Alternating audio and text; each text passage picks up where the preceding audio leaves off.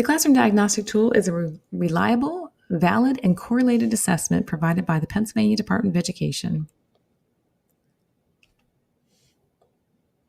Because it is a Pennsylvania tool, every item of the test is created to align to the PA core standards. The items are not created and then backward mapped, which happens with many other published assessments. Pennsylvania educators have been involved in every step of the process, from the original benchmarks, review of items, field testing, data review, and vetting links to the Standard Aligned System resources, or SAS as we call it. The CDT core team is made up of members from Data Recognition Corporation, Pennsylvania Department of Education, and Pennsylvania educators. The CDT core team uses feedback from Pennsylvania educators to make improvements to the classroom diagnostic tool. This is to build a little background knowledge about data and particularly correlation. Statistical correlation is a mutual relationship between two things. On the left, we see a positive correlation where there is an upward slope. A negative correlation is in the middle graphic where there is a downward slope. And when there's no correlation, it is more of a random pattern, and there is no relationship between the two things that are being compared. So let's look at the correlation between the classroom diagnostic tool and the Keystone exams. If you look at the chart, you can see the very first year of the classroom diagnostic tool, 2010, 2011, Algebra 1, CDT test compared to the Keystone Algebra 1. There were 8,591 matching data sets that were used, and the correlation came out as 0.749. 1-to-1 is a perfect correlation. There are no open-ended items, so we will never see a perfect correlation, but 0.7s and 0.8s are very strong correlations. So as you look down through the years of data that were collected in 2012 and 13, all the way through 2013-14, and each of the Keystone aligned assessments, you see that correlation data is very strong. Let's look at the correlation between the CDT and the PSSA. So this would be after the PSSA was aligned to the PA core standards, the correlation data was run again. So if we look at grade 3 math and how the CDT compares to the PSSA grade 3 math, we see a correlation that spans between 0.8 and 0.84. Then in the next row for ELA, between 0.77 and 0.82. And as you scan down through the rest of the column on the right, you'll see that the correlation continues to be between a 0.7, a high 0.7, and a 0.8. Those, again, are very strong correlations. Moving on to middle school, the pattern continues with correlations to the math CDT to the PSSA grade 6 math test. And when you look to the right, and you'll see the correlation data, again, is in the 0.7s and 0.8s. Strong correlation.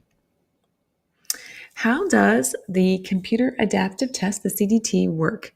It's kind of like a high-low game where it's continuously calibrating to find the right level of question difficulty.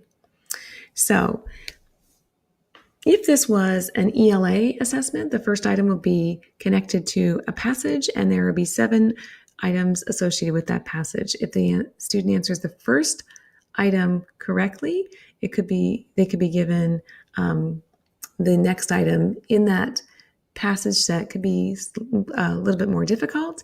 If that's correct, it would go to a more advanced skill. I'm going to go ahead and switch to math science, looking at that very first item.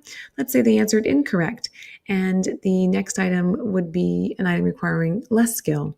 If they got that one correct, the next item would be a medium difficulty. But if that second item was incorrect, they would go to an item requiring even less skill than the previous one. So it's continuously calibrating what item to give next based on the previous answer. And for ELA, Again, there's a passage and 7 questions before they move to another passage. Looking at the test configuration, on the graphic, we see that there are reporting categories. We call those diagnostic categories in the CDT. And those diagnostic categories are the same as the PSSA diagnostic categories. And if we're looking at a high school level CDT, they'd be the same as the Keystone reporting categories. So in ELA, for each reporting category, there are 10 to 12 questions. For math and science, there are 12 to 15 questions per category. If I would compare that to the PSSA, I know that I have 10 to 12 questions for vocabulary acquisition and use on the CDT. And on the PSSA, there's a total possible of 9 points that can be earned in vocabulary. Would I prefer to plan instruction based on the PSSA or on the CDT? And my answer is going to be on the CDT because there are more questions per reporting category. Concerning also how the test is configured, there can be limitations that are set into the computer adaptive system, and they are set by subject area and grade level. For example, on the ELA CDT, the limitation has been set now that our elementary ELA tests can only allow the students to test for up to 4 grade levels beyond their current grade level. So if they're in 3rd grade, the highest level passage they'll see will be 7th grade. Once you get to middle school, you still can access the high school level passages.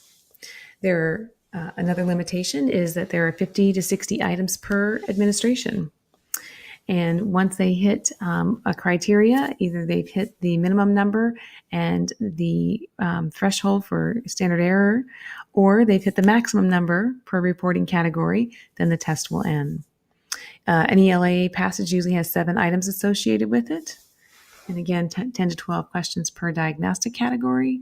And when the next passage is selected for a student, there are multiple factors considered when evaluating and ranking each passage combination to determine the best combination of passage and question sets to administer to the student next.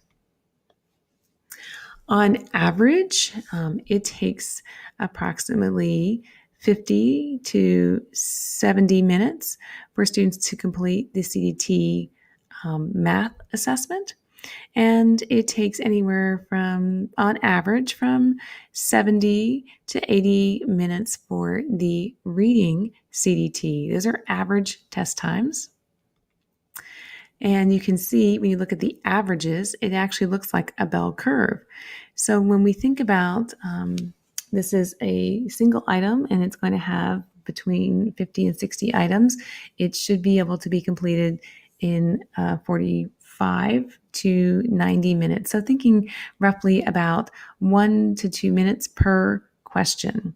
When students start to spend longer per question, they do not know the content to mastery.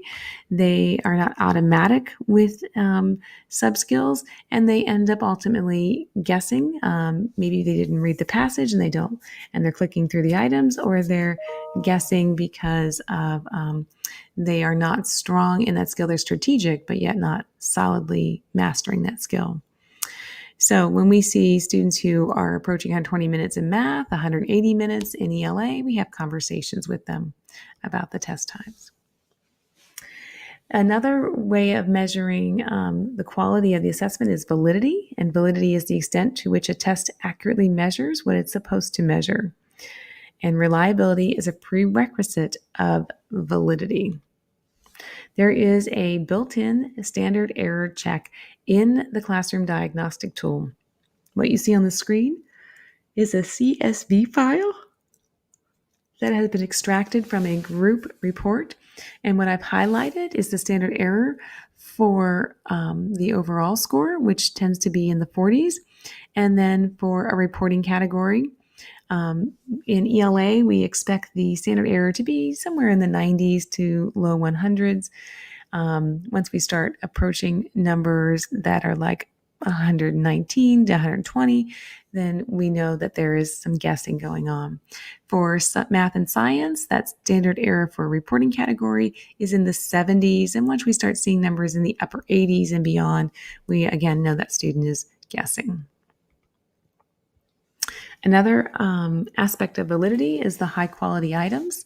And when we look at what should the item be assessing, we want to know, are they actually, when students are in third grade, are they actually given third grade items? And so in the chart, when you look at math grades 3 through 5 and allow your eyes to move over to the green highlighted area, you'll see that the majority of students are answering questions in their grade level, grade 3, as well as the grade level above and below. And that pattern continues where students answer questions one grade level above and below their current grade level. The only place where that is different in the chart, where you see the white spaces down in Algebra 1, and we look at the column headings and we see, yes, that Algebra 1 includes 8th grade algebraic concepts, the grade level below, Algebra 1 content, and Algebra 2. There is no geometry on the Algebra 1 test. And the same way with the geometry, there's no Algebra 1 or Algebra 2 content on the geometry test. So we look at the individual learning progression, and we can see that same concept that is highlighted in the gray is the student's grade level, and they're answering questions one grade level above or below the grade level that they are currently in.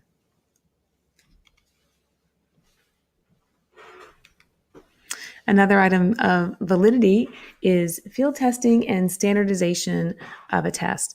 So there are two parts to standardization, and one of those is that there is a process that we're going to call the life of the item. They use this for our state standardized test where items are authored, in this case by DRC. There's an internal development process. The items are reviewed by Pennsylvania educators. Each item is either then accepted or rejected. And if it's accepted, it goes on to field testing. From field testing in the state's test, there is range finding, but in the CDT, it goes right to the data review, and then they make a decision to accept it or reject it. And then if it's accepted, move on to the operational test. The other part of standardization is that there are testing procedures that are standardized that allow accommodations for students.